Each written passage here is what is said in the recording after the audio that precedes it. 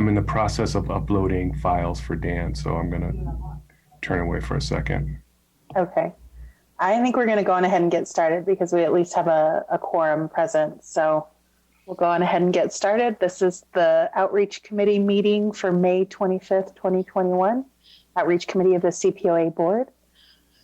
Second item on our agenda is that Outreach will promote the mission of the CPOAB and be the bridge for communication with the community.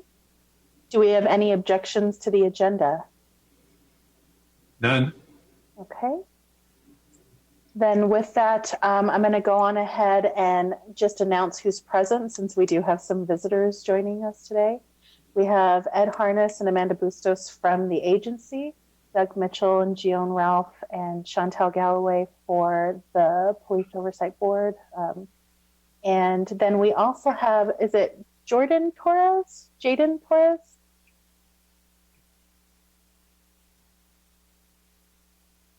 Nod your head, Amanda, if that's right, or if I'm nowhere. Okay.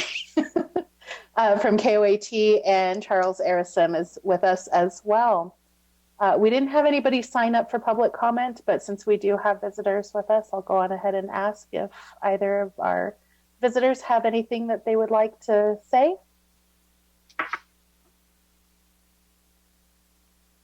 All right, I'm not seeing any mics go off, so we're going to go on ahead and continue.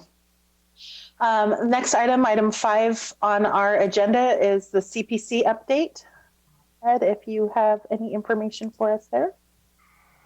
Yes, there's a Council of Chairs meeting on the 29th. It's a pretty limited agenda. It's to hear the appeal of a member from the Southeast who was removed and is appealing his removal. I have some preliminary meetings with some of the members of the Southeast set for Thursday, and I have a meeting with the Council of Chairs and Kelly today at 4:30 to sort of go through process and protocols for that meeting to ensure that all the parties are confident in its thoroughness and fairness for everybody concerned so that everybody can be confident in the outcome. Kelly says that he has a few more applications coming in. He's in the process of setting up an interview and then a bunch of roundtables with a local YouTube producer in hopes of attracting a younger, more diverse demographic for the CPCs and the work that they're doing. So he continues to work with that. And Matisa and Kelly and I sat for about half an hour this morning just going through a few things, but I think the CPCs are progressing well. I'm sorry, I did a really poor job of taking notes. So you said that you and Kelly that Kelly anyway has a meeting with a YouTuber to attract the younger demographic? Okay, I just want to make sure I heard that right. He's a local producer. He's done some stories on, I've seen 2 of his stories. One is on local gangs and on the aspect of the gun culture in Albuquerque. So they're localized stories. And so Kelly has asked him to get involved. And so they're going to produce a segment.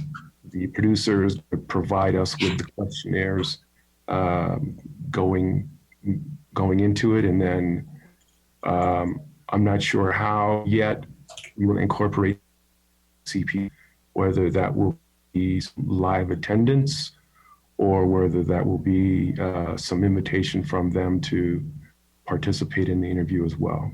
It hasn't been hashed out yet. Okay. All righty. Ed, I have a question for you. What's the status of the MOU? Did they rethink that, or is that just kind of still in progress? Or it is still a work in progress, as far as I understand. I provide for an MOU based upon the MOU that we entered into with the city as far as the language, the access for language, so as a template. But they're because it's the CPC's concerns. I felt that the onus on that it should be on them to draft their ideas of what their concerns are for the relationship between the CPOA and the CPCs, but I haven't seen anything come of it as yet. Okay, thank you. Mm-hmm. Yeah, do you have any questions about the CPCs or and I know this is your first outreach meeting, so anything with the relationship between the board and the CPCs and the agency? No, actually, I served on the CPC. So Okay, that's right. Yeah. I forgot with the Northwest. I remember that. Okay, I just want to make sure. Okay, moving on. Item 6 on our agenda is an update on the meetings between Council, DOJ, and CPOA regarding board member appointments. I'm assuming things are kind of slowed down there, but I don't know.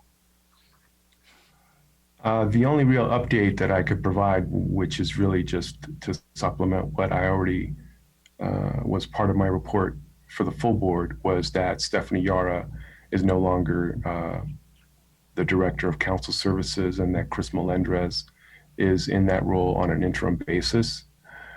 I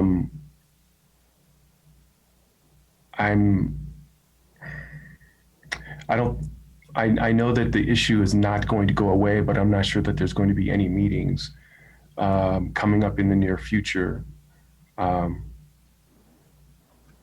with the change from Ms. Yara and the fact that we will possibly have 9 members as of the next city council meeting. But the Department of Justice still has it as a concern and is still getting buy-in for the process that they want to propose from their members of the team in Washington.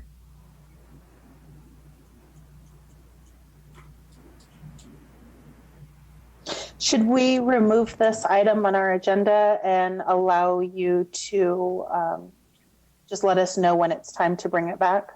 Would that be a fair? Okay. Yes.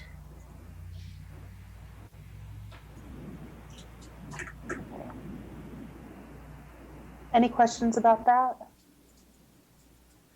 Okay. Next is outreach efforts with City Council. I know we said we were going to put a pin in that until budget season was done, but now it's done, right? Felt a little silly when I was drafting this. Sort of. I have a few things I have to button up and get to our budget analyst by the 18th of June. Okay. But as far as the City Council goes, I believe it's done until they get it back from the city and decide whether or not there are any things that they have to veto or override. Okay, so I'm just going to put a little note to myself to put this back on the agenda in July. Does that sound fair? And then we can start trying to make those connections with, who is it that we still need to meet with? We were going to meet with Councilor Senna. I believe you probably should do it in August, because I think City Council is in July. Okay. Or are they off in August? They're off in July. Okay. Off in July. Okay, Yeah. So we'll put this back on our agenda for August. Yes. And try and get that nailed down. Great. Anything else as far as that topic goes, Doug or Gion? Oh. Okay. All right. So the next one on our agenda is actually Amanda's item, discussion regarding the future of the future CPOA collaboration with Albuquerque Community Safety Department. Yeah. So Amanda, I'm going to let you lead that. Okay, thanks Chantel for allowing us to add it to the agenda. We had a staff meeting last week where we were kind of discussing some alternative resources for the agency. We have been in communication, great communication with the new department, with the new ACS department. So Ed reached out to Mariela, who is the director of that new department, to discuss how we can possibly collaborate resources, or at least learn a little bit more of what resources they are working with regards to assisting community members. We did, I guess, so we brought this up because we had a meeting with Dr. Verplu, who now works as assistant director with the behavioral health department with the Bernalillo County. And one of the programs that she had mentioned was like a peer mentor program where we're able to connect with the peers who have maybe been through some similar situations of the complainants that we do get in the agency. And so that's where it kind of sparked was, well, what does their partnership look like with the city and the ACS department?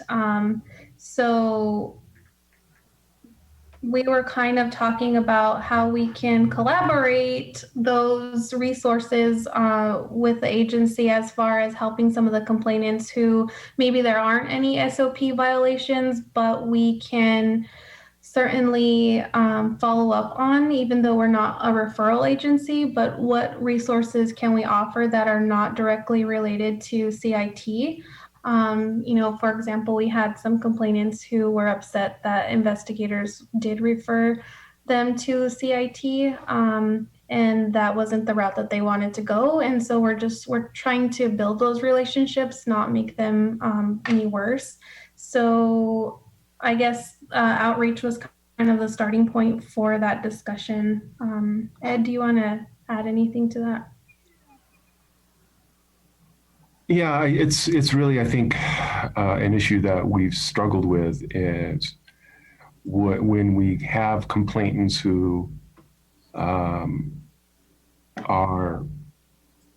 experiencing an episode, a mental health episode, that they see us as their outlet, and where we can clearly verify that the alleged wrongdoing has not occurred.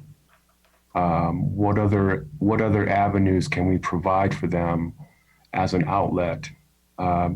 Because they're not going to get any relief or any satisfaction coming to us with our limited role in as oversight goes. So looking beyond the caseworkers with the crisis intervention team, what other avenues, resources, collaborations would we have available either through the city or through the county? And so the new community safety program certainly seems to be an outlet. So I did invite Marielle today. She was unavailable, but I see that as the natural first fit for us to utilize as a resource for those complainants that are seeking us as a resource that is not of the resource isn't going to get them any sort of relief or satisfaction, and we need to find them another outlet. Ed, I have a question. Since this is a separate department, it's not part of APD. So in my mind, the only complaints that we would receive from them or from a client of theirs would be an engagement with law enforcement. It wouldn't be with social workers or crisis intervention team people or things like that. Is that correct? Because they're not part of the CASA.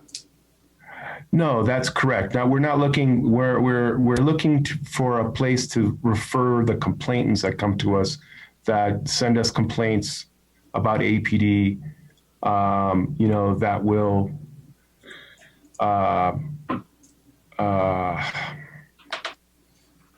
We see a pattern of people who are cycling in and out of a mental health episode, and we see them filing a series of complaints with the agency. So we're looking for we're looking for a resource to get them some relief that we can't provide them by simply saying your complaint has no validity and there's nothing more we can do for you.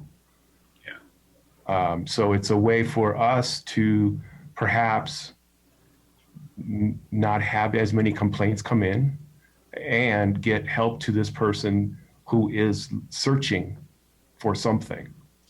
Well, wouldn't those complaints just go back to the community safety department? Not necessarily the complaint. We're looking for a resource and help, counseling, or some other resource outside of simply a complaint process that would be a more holistic way of helping this individual. But I thought that's what the community safety department was going to do. It is, but that doesn't mean that they're not going to come to us. I mean, I can't say that the community safety people are going to see the same people that come and complain to us. There will be some overlap, much as we have overlap with CIT. So depending on the type of complaint, depending on whether or not there's a threat, we do contact CIT regarding some complainants to ensure that to see if in fact they're working with this person and they have a caseworker, and to ensure that, you know, the people at the agency or others are safe. But I see the community safety as another outlet that would be outside of APD, which I think would be less threatening for some of the people, because some of the complainants directly do not want to be seen by CIT. Yeah. Well, I think it's really good that you guys are working through that process early on, being a little more proactive and not reactive. So, you know, I'll be interested to see what kind of partnerships develop out of that.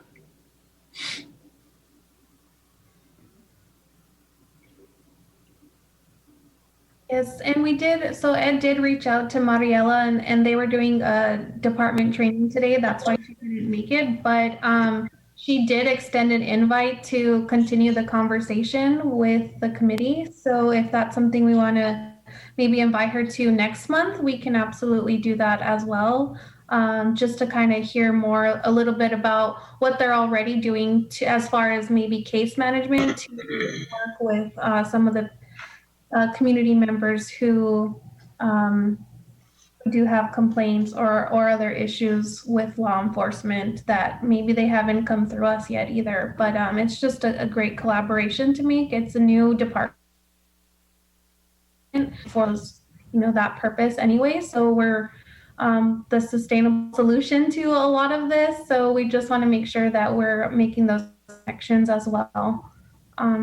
But I just wanted to start the conversation today, and then hopefully have it continued so that we can kind of solidify any plans or anything like that moving forward with the new department, and even community or even the resources as well.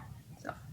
I guess my only concern would be that we're not widening in a way that it impacts the work already a very busy agency with a very busy workload. You know? Yeah, and I think because of our workload, that has sparked the conversations about creating a better partnership or a direct partnership and collaboration with some of these organizations, so that we're not like reinventing the wheel and we're actually working in hand with each other. But a lot of them already seem or work with our agency, community department, the community policing councils as well. And so we just want to see how they can fit in to help with our workload as well, as far as the investigations and certain types of complaints that we get, to streamline them. Yeah. So what do you envision this process looking like? Suppose we develop this relationship with ACS, is it like we automatically flag certain complainants to send over their way? Is it after a review of any complaint and then send it over? That would be my only concern, is that we get a frequent flyer, for lack of a better word, and that all goes to ACS when there could be a legitimate complaint in there. You know what I mean? No, it would be post a preliminary investigation. Okay. It would Okay. it would not be simply John Doe sent in 15 complaints yesterday, and that there would not be a preliminary investigation. We would not simply be passing that person along. No. Okay. And do you have an idea of what kind of criteria you would use to determine a complaint that is appropriate for ACS versus the CPOA? I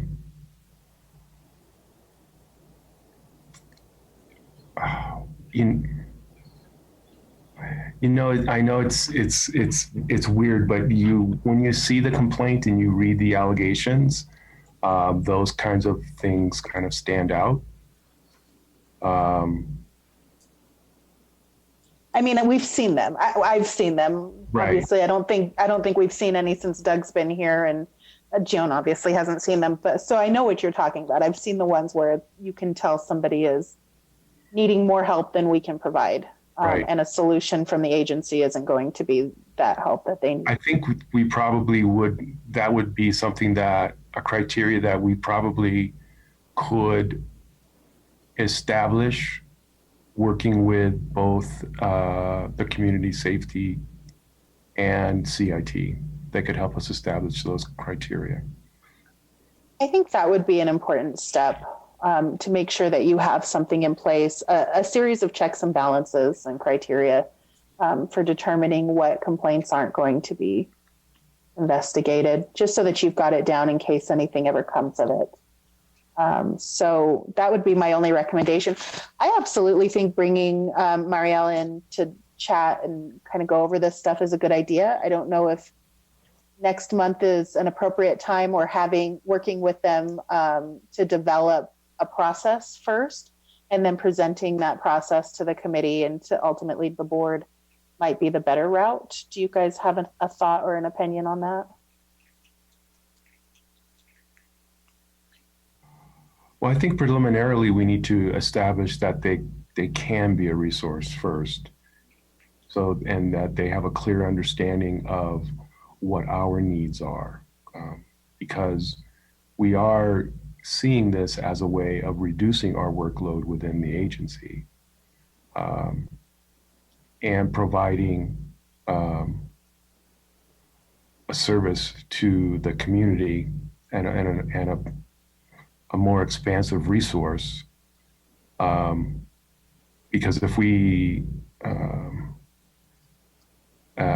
have the ability to refer after doing a preliminary investigation to determine that there's no factual basis for the allegations, that will, I think that turns into a win-win.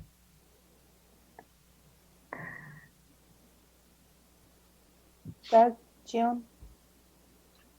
No, I'm good. I have no comment. Thank you. Okay. Well, then I will leave it up to you guys, Ed and Amanda and the investigative team at the agency, to kind of decide when it's appropriate. If next month is appropriate to have them join us for this meeting, absolutely. Just feel free to put them on the agenda whenever you guys see fit. Okay. Okay. Very good. Next item on our agenda is item 9. It's the recommended letter to the APOA. Did you guys receive that draft? That draft is a very truncated version of the one with all the context that I started to write, as to why we placed APOA representatives on the agenda. So, feedback, anything you guys think needs to be in there or out of there?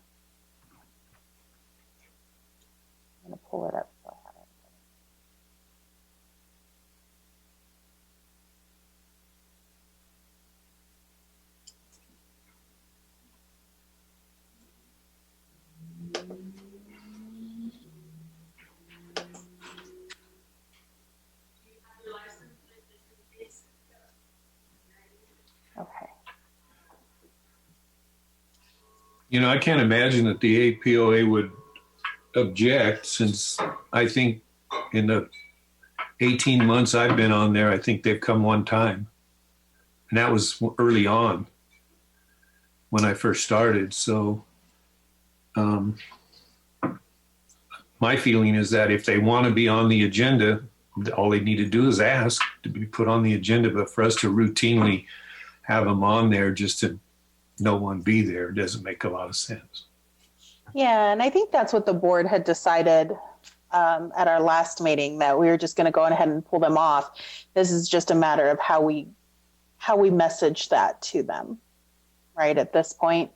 So unless you guys have any objection to this, I can send it off to Eric and let him take a look and put it on for the full board approval if he feels like it's necessary, or just send it off if he doesn't. I don't know what his plans are. Yeah, makes sense. Okay.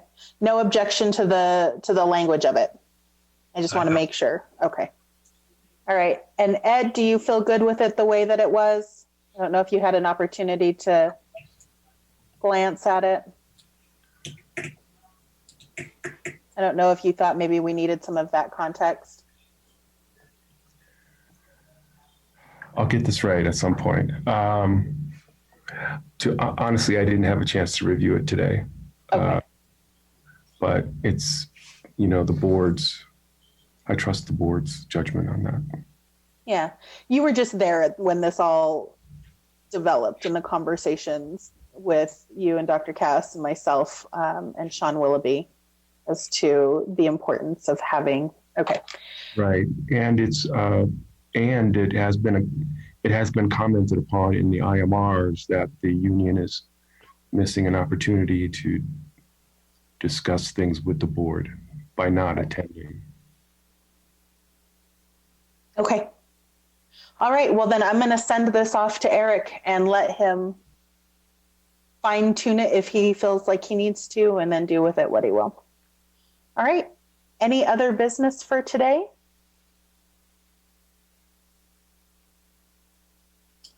You'd asked me at the last meeting to do some outreach in terms of the some kind of type of a board assessment. And I did do that. I'm still collecting that information, so I don't really have much to report. But I do think it's a broader discussion that we need to have with the full board now that we have a lot of new members, and see if, one, if it's something we even want to do, and two, if so, what are the parameters? So I'll just leave it at that for today. Okay. Fair enough. Anything else? All right. The next to last item on our agenda is confirming the next meeting. Normally we meet the fourth Tuesday of every month. I have a conflict next month. That's not to say that you guys aren't perfectly capable of meeting without me, but I would ask if there's any objection to moving it back 1 week to the 29th of June. I'll be in Phoenix. Okay. Yeah, let me make sure of that. Yeah, I got to go to a 4-day volleyball tournament. Yippee. Bummer. I'm trying to get there the weekend before, like 2 weekends, actually, I guess 2 weekends before for a baseball game, but. Yeah, going to Phoenix in the summer, that's fun time. Yeah, and plane tickets are ridiculous. Yeah, I know. There may also be other conflicts because that's the monitor's visit week, the week of your regularly scheduled outreach meeting. The 22nd? Yes. Yeah, I've got that. It's a monitor visit week, Okay. which right now is supposed to be in person. So I don't know.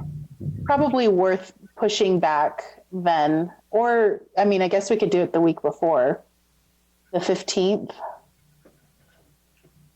Yeah, no, that's fine. Yeah, I could do the 15th. That's just a couple, what, about 3 weeks? Yeah. It's up to you. And are you, the week of the 21st, is that whole week off the table? Well, Doug, a live monitor visit week is chaos. Yeah. And Oh, I get it. Okay. we don't control our own scheduling. We are at the mercy of the monitoring team, and so we will probably know our hard and fast meeting dates. I would say maybe around the 14th or the 15th. There's about a week ahead of time that we'll learn what our dates are.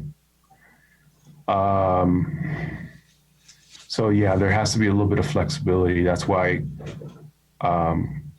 we're initially just asked to block off that entire week and then stand by for Okay. meeting notices. Gion, is there one of those two dates, either the 15th or the 29th, that works better for you? I'll tell you, I'm kind of inclined to let you guys have the time to prepare for the monitoring team to be here and not do the 15th, to be honest. And going ahead and meet on the 29th when everybody can breathe again. But Yeah. I mean, Eric will probably be involved. So if I have to miss it, I'll just catch up when I get back. okay, I think that's fair. If that works okay with you, Gion? Yes, it does. I put the 29th down. Perfect. Okay, Amanda, if you can just change our calendar so that we'll meet on the 29th. And other than that, 3:36, I think unless there's an objection to adjourning, we'll go on ahead and do that. All right, guys. Okay. Have a good one. See ya. Bye.